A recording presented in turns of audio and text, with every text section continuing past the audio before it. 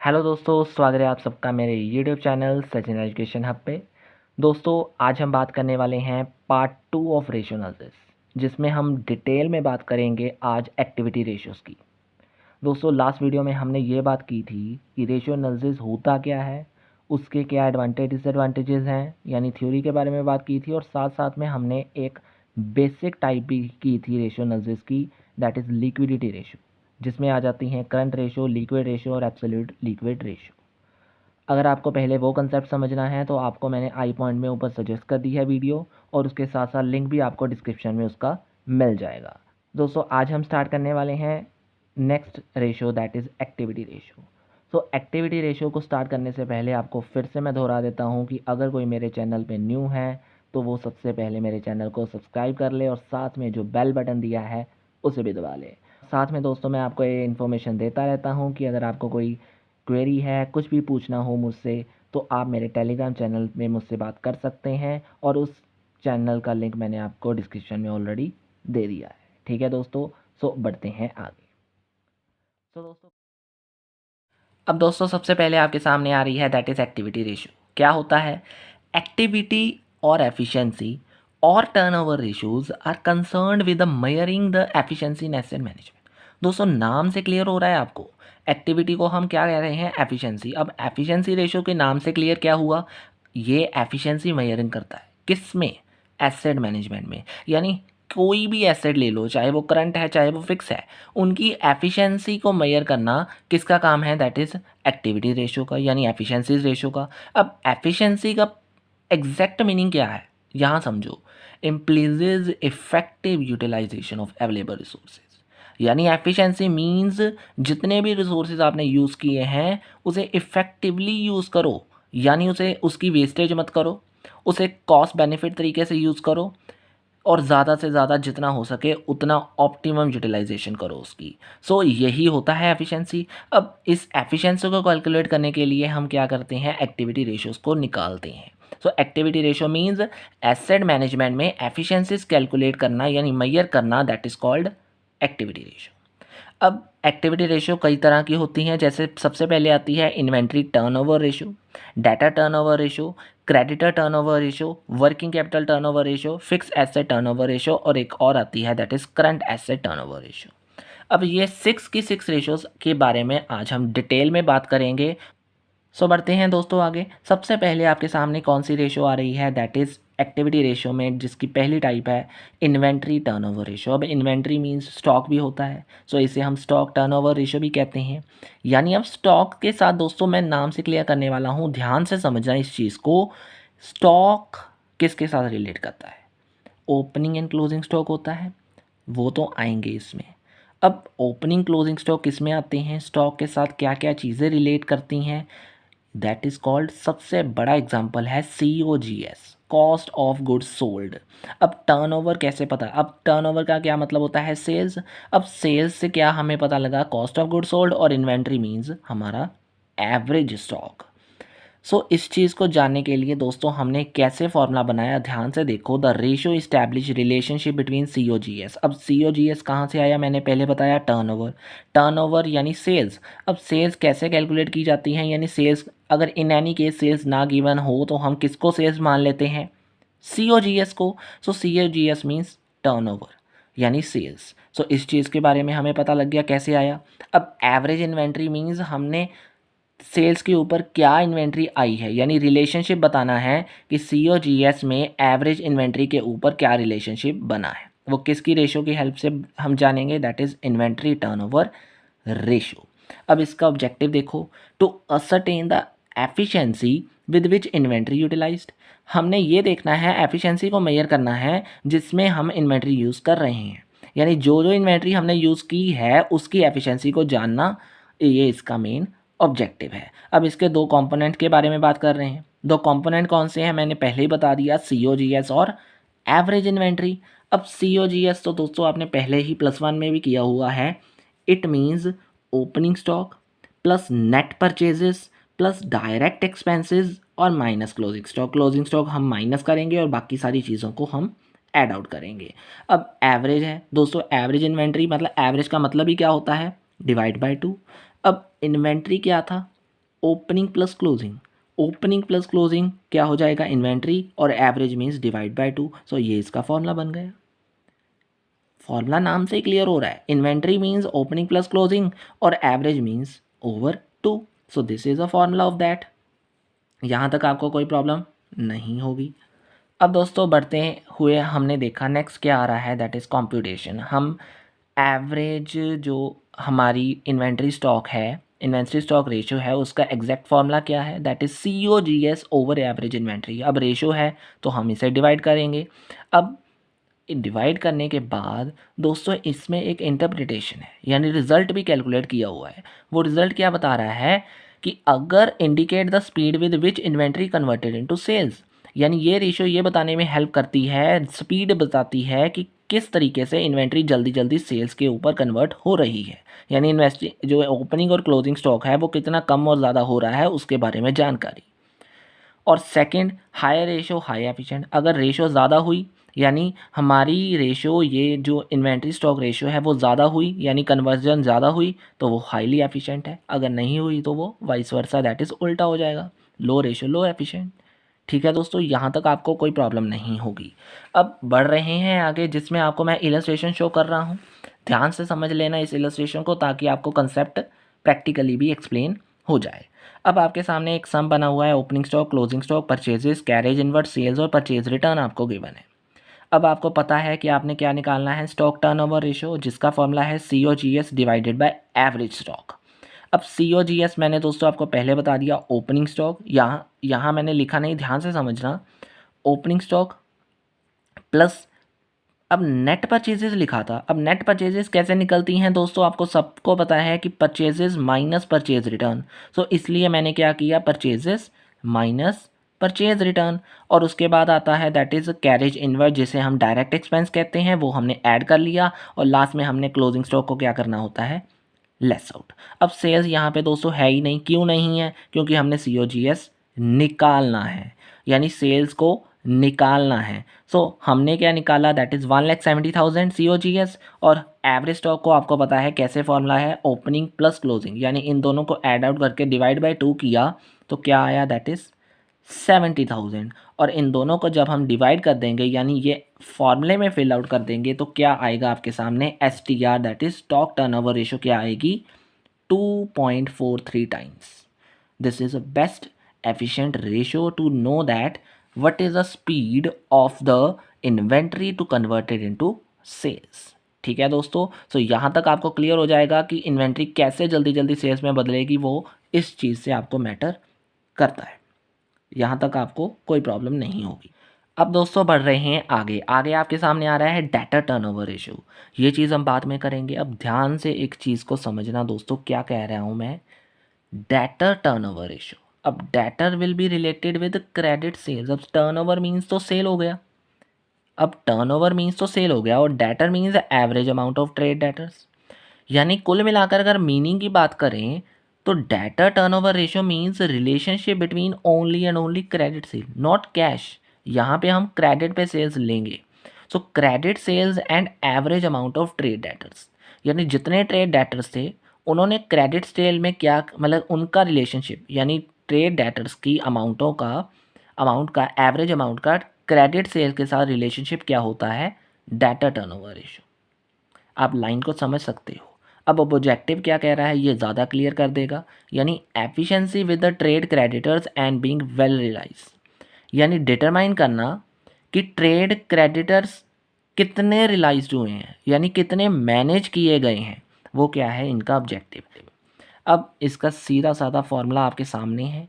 हमने बात की थी दो component, debt is credit sale जो कि नेट में है, और average amount of trade creditors debtors. अब ट्रेड डेटर्स की अमाउंट कैसे निकालनी है दोस्तों, वही चीज़ है, एवरेज वर्ड क्या रिलेट करता है, ओवर टू, और अमाउंट ऑफ ट्रेड डेटर्स क्या करेंगे, that is open debtor plus closing debtors, यानी ओपनिंग डेटर्स जो होते हैं और क्लोजिंग डेटर्स होते हैं, उन दोनों को ऐड करने के बाद जब हम 2 से डिवाइड करेंगे तो वो हमारा क्या निकलेगा, average amount of trade debtors. और जब हम नेट क्रेडिट सेल्स की बात कर रहे हैं तो उसमें हमने क्या करना है, टोटल क्रेडिट सेल्स में से सेल्स रिटर्न माइनस कर देंगे तो हमारी क्या निकलेंगी, नेट क्रेडिट सेल्स। ठीक है दोस्तों, यहाँ तक आपको कोई प्रॉब्लम नहीं होनी चाहिए।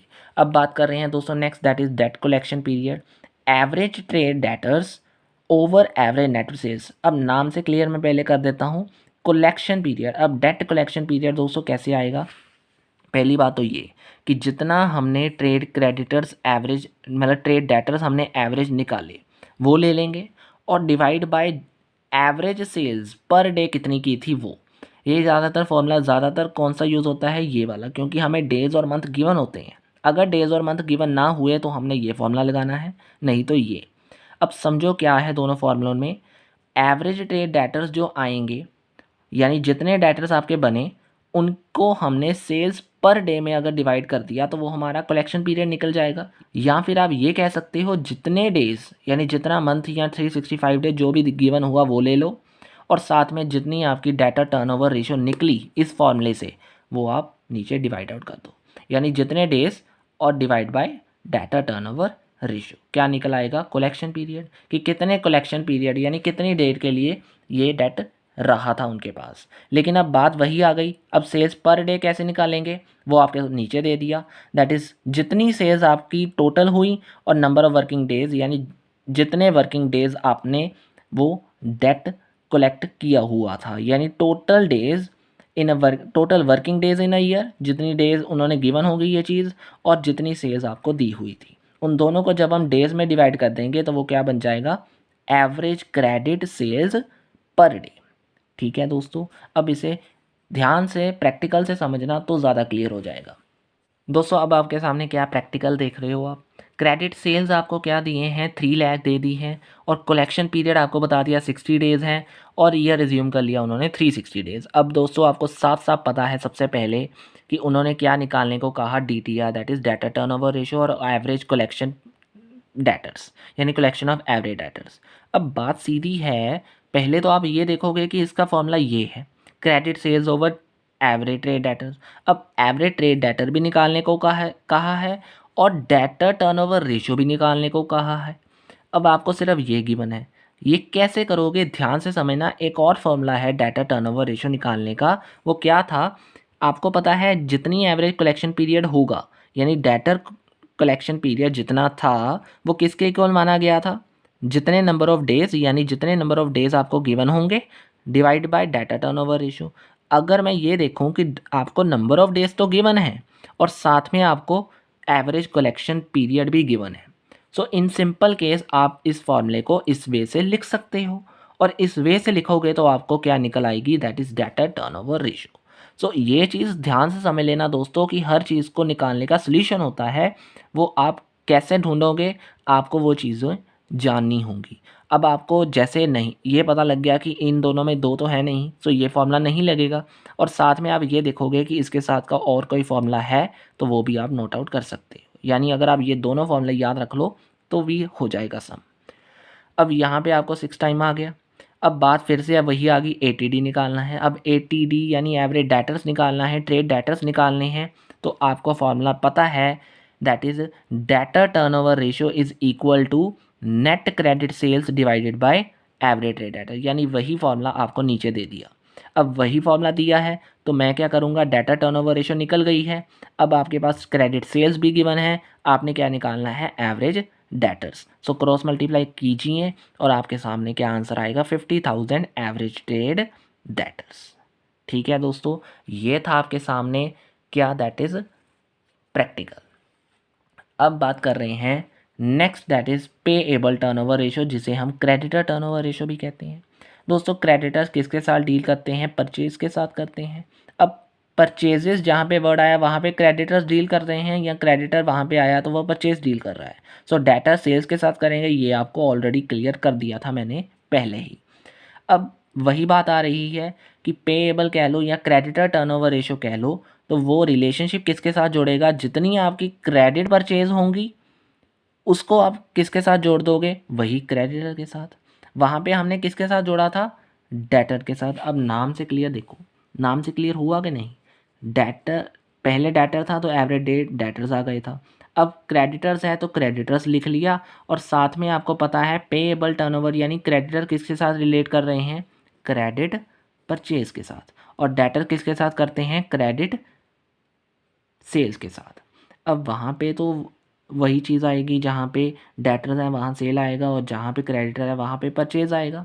सो इस चीज़ को समझना बहुत इजी है अगर आप ये ध्यान में दो कि नाम क्या है और कैसे हमने वो चीज़ तैयार करनी है। अब वही चीज़ आ गई, जो डिटरमाइन क्या करेगा, वो एफिशिएंसी देखेगा कि क्रेडिटर्स कितने पे आउट किए गए हैं, यानी पेड की गए हैं, तो वो चीज़ आ जाएगी आपका ऑब्जेक्टिव। और वही बात फिर से अगर आप देखो कि एवरेज ट्रेड क्रेडिटर्स कैसे निकालने हैं वो आपको पता है, एवरेज वर्ड यानी 2 आ जाएगा नीचे, और ट्रेड क्रेडिटर्स कैसे निकलेंगे, जितने ओपनिंग और क्लोजिंग हुए उनको ऐड आउट करके। ठीक है दोस्तों, और वही चीज़ क्रेडिटर टर्नओवर रेशो कैसे निकलेगी वो आपको डेफिनेशन ने क्लियर कर दिया, मीनिंग ने क्लियर कर दिया। क्रेडिट परचेज जितनी नेट होगी उसे अगर हम ट्रेड क्रेडिटर से डिवाइड आउट कर देंगे तो वो आपकी क्या निकल आएगी, दैट इज CTR, यानी क्रेडिट टर्नओवर रेशो। अब दोस्तों नेक्स्ट क्या है, एवरेज पेमेंट पीरियड, यानी अब वहाँ बात की गई थी कलेक्शन, डेटर क्या करते हैं कलेक्शन और क्रेडिटर क्या करते हैं पेमेंट। सो यहाँ पे वर्ड क्या आएगा, पेमेंट पीरियड। अब पेमेंट करते हैं दोस्तों, अब वही फॉर्मूला वही मेथड एक बार कर लोगे तो आपको वो भी समझ आ जाएगा। वहाँ पे क्या था, डेटर कलेक्शन पीरियड, और वहाँ पे हमने क्या लिखा था, average trade debtors divided by net credit sales per day. यहाँ पे उल्टा कर दो, जितने क्रेडिटर हैं average trade creditor divided by net purchase per day, और ये नेट परचेज पर डे हमने वहाँ पे सेल्स कैसे निकाली थी, जितना आपका नेट क्रेडिट परचेज होगा उसे अगर हम वर्किंग डेज के साथ डिवाइड कर देंगे तो वो पर डे का निकल आएगा। सिमिलरली हमने सेल्स का बताया था कि net credit sales divide by working days क्या निकलेगा, सेल्स पर डे।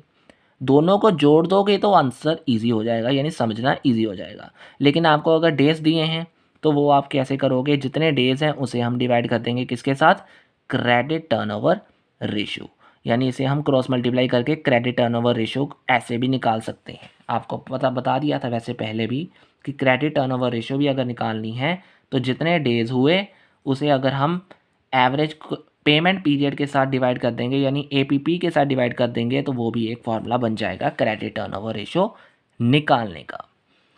अब दोस्तों प्रैक्टिकल मैं नहीं कराऊंगा, वही सेम था, वही फॉर्मूला है, बस आपको थोड़ा बहुत चेंज आ जाएगा और वही चीज़ें रहेंगी।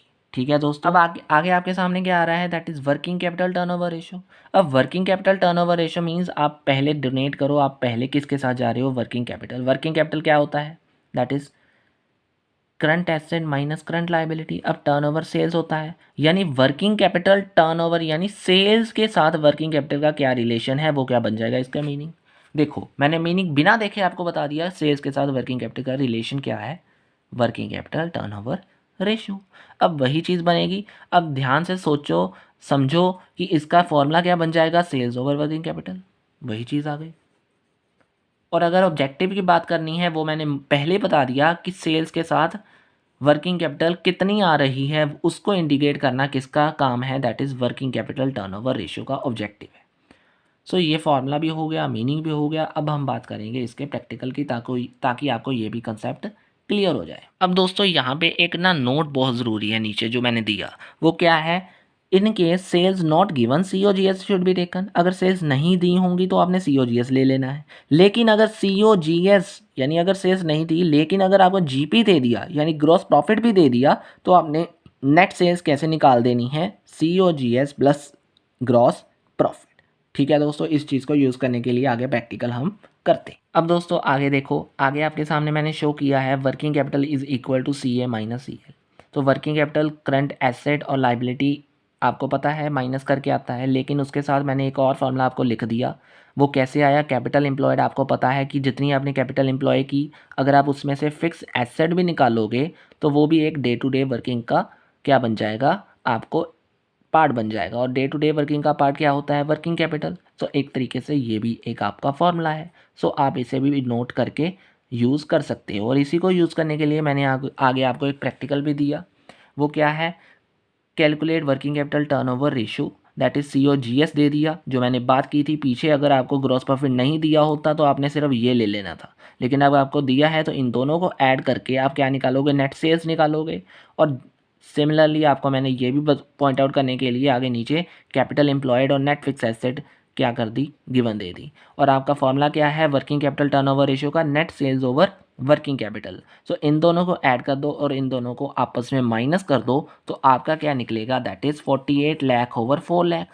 सो वो क्या किसके इक्वल माना जाएगा, that is 12 times. So 12 times आप क्या शो कर रहे हो, that is working capital turnover ratio, यानी relationship between sales over working capital, यानी सेल्स का वर्किंग कैपिटल के साथ कितना रिलेशन बना, दैट इज़ 12 टाइम्स।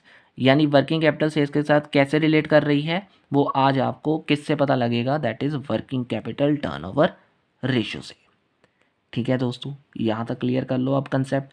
अब दो कंसेप्ट आएंगे, इक्वल दोनों माने जाएंगे, यानी एक दूसरे के साथ साथ ही वो हम करेंगे।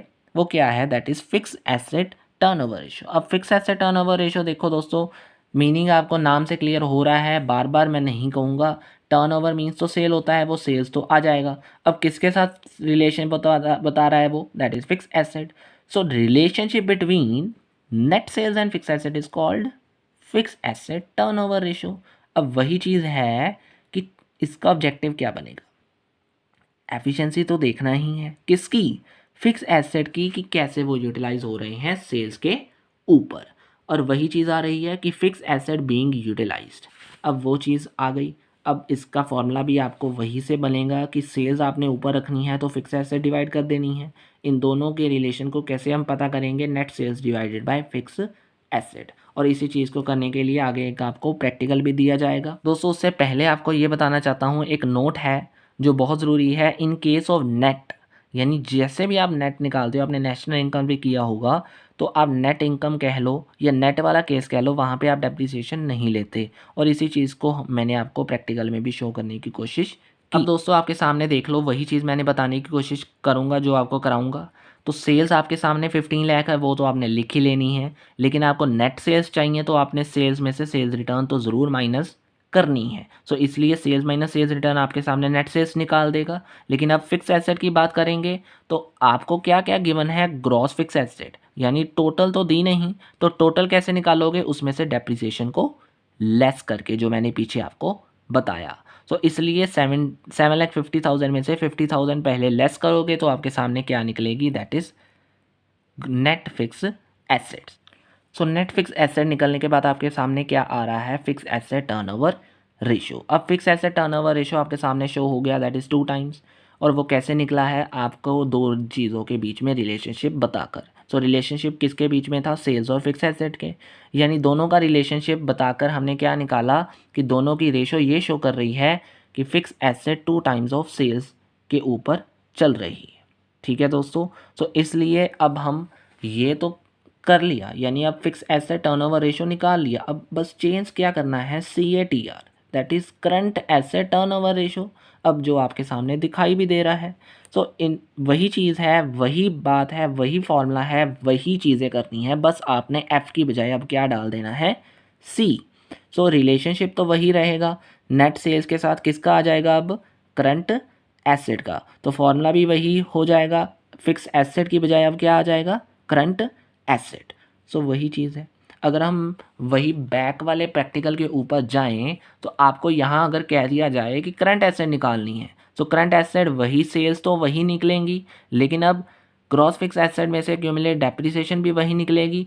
बट यहाँ पे आपको फिक्स नहीं, यहाँ पे आपको करंट दिया होगा, यानी ग्रॉस करंट एसेट, और वहाँ पे आपको शायद डेप्रिसिएशन ना दी गई हो, लेकिन अगर दी गई हुई तो वही प्रोसेस निकालनी है, बस फिक्स की बजाय करंट आ जाएगा, और करंट निकालने के बाद वही चीज़ 2 टाइम्स आ जाएगी। बस F की बजाय क्या निकाल देना है, C। वही फॉर्मूला है, वही सेम चीज़ रहेगी, कोई चेंज नहीं आएगा, बस आपको एक कंसेप्ट को क्लियर करना होगा कि उसका नाम और उसका फॉर्मूला कैसे बनाना है और क्या रिलेशनशिप है दोनों के बीच में। ठीक है दोस्तों, दोस्तों आज के लिए बस इतना ही। अगर आपको वीडियो अच्छी लगी है तो लाइक शेयर एंड सब्सक्राइब करना मत भूलना। और इसके साथ अगर आपको कोई प्रॉब्लम आ रही है, कोई भी कुछ क्वेरी है, कुछ पूछना है, तो आप मेरे टेलीग्राम चैनल पे भी जाके मुझसे बात कर सकते हो, जिसका लिंक मैंने आपको डिस्क्रिप्शन में ऑलरेडी दिया हुआ है। और उसके साथ साथ आपको अगर नहीं कुछ पता लग रहा तो आप नीचे कमेंट करके भी मुझसे पूछ सकते हो। ठीक है दोस्तों, so thank you very much, have a nice day.